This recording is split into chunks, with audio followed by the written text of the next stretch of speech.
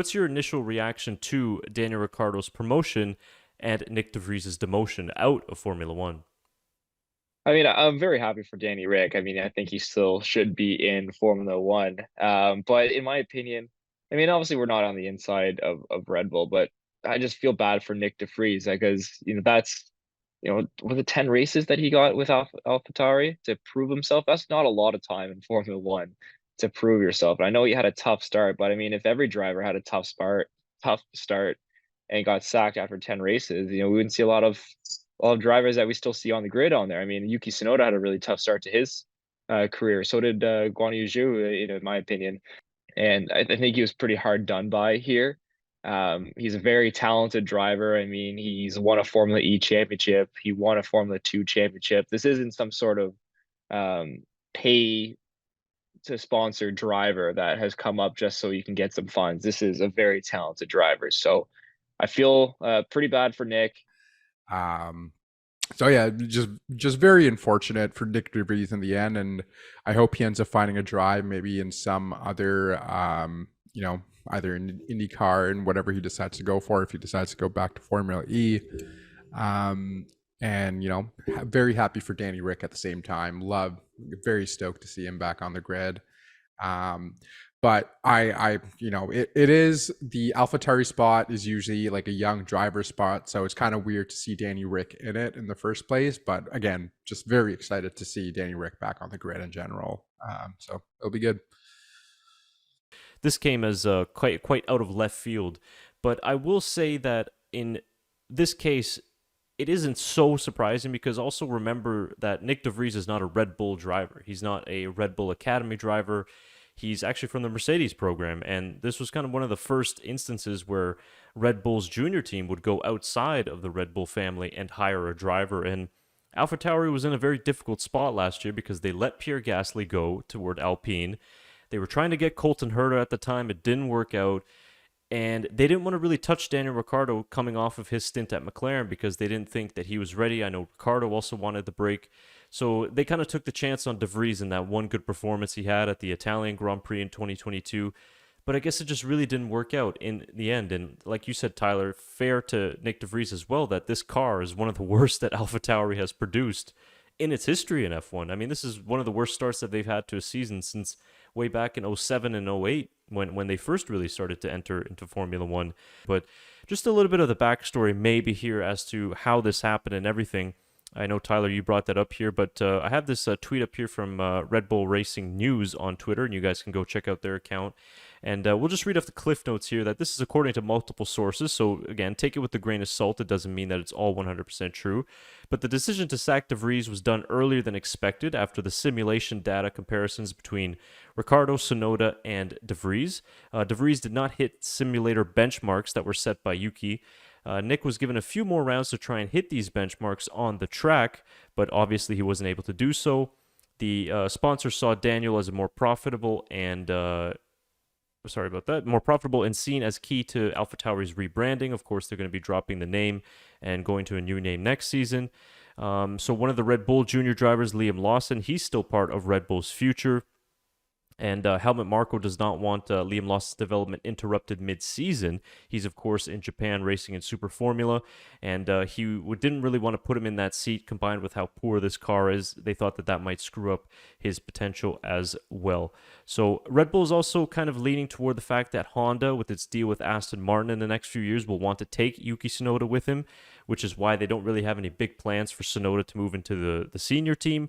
And one of the big factors as well here is the Checo Perez side of things here, which is that this seat Daniel Ricciardo is getting now at AlphaTauri might be slightly a warning to Sergio Perez that if he doesn't perform, maybe when his contract runs out, it could be Daniel Ricciardo going back home to where it really all started for him. So what do you think of that, Tyler? Do you think that this is the kind of the underlying decision here from Red Bull to promote Daniel Ricciardo? The interesting thing is Sergio is under contract for next season as a Red Bull driver in 2024. So what's going to happen there? Does his contract get moved down to AlphaTauri if Daniel Ricciardo all of a sudden comes up and has a phenomenal performance in that car? Who knows? It's going to be really interesting to see how that all plays out. But definitely, it could be a warning shot. And just looking at next season's kind of driver market a little bit, there are no confirmed drivers for next year's Alpha Tauri car as well. So um, I guess Yuki's contract must run out at the end of this season with a few drivers. There's about half the grid that isn't locked up for next season. Yeah, I totally agree. It's definitely a little bit of a warning shot to Checo, but in the end, I do we really want to see Danny Ricciardo and Max in the same team again after the last season together? I mean, like as you're nodding your head as in you want to see it Absolutely. or you do. Okay. I absolutely want to see it.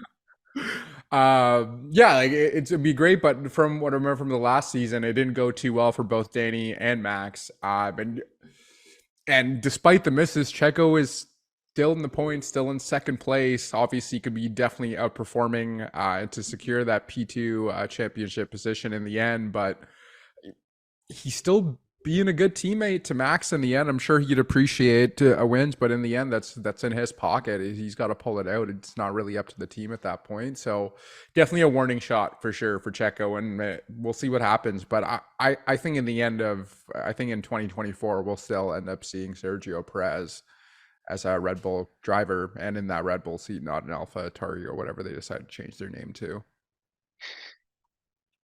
Yeah, I mean, he's not having a bad season. The start to his season was phenomenal, Sergio Yep. Perez's.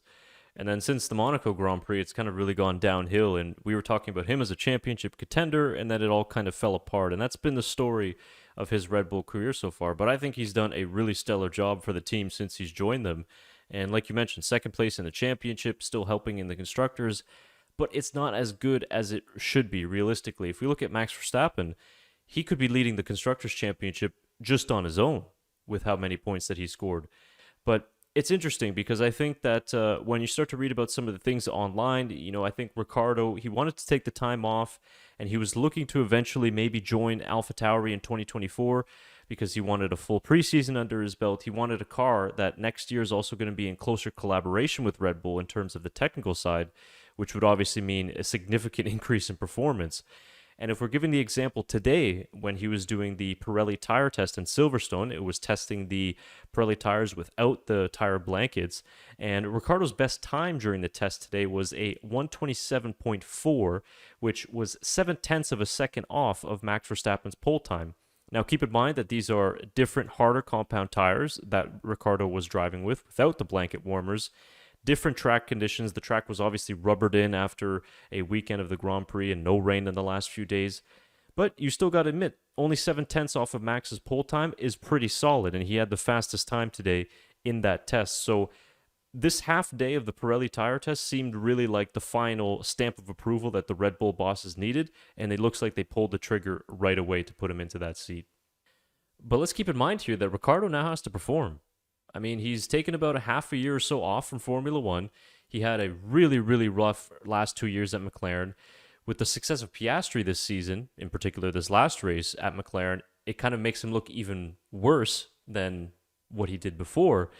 So Ricciardo has to come in now. He has to drive a very tricky AT04 that's been probably the worst car this season, certainly the least amount of points scored in 2023. And he's got to go up against Yuki Tsunoda, who has made a lot of improvements in the last 12 months or so. And he's not going to be easy to beat. And a lot of pressure is on Ricciardo. I mean, we might talk about Perez, we might talk about these other drivers at risk, but so is Ricciardo. I mean, his career right now is on the line because if he were to get beat by Tsunoda the rest of the season or just be way off the pace like he was in the McLaren days, who would really want to re-sign Daniel Ricciardo after that?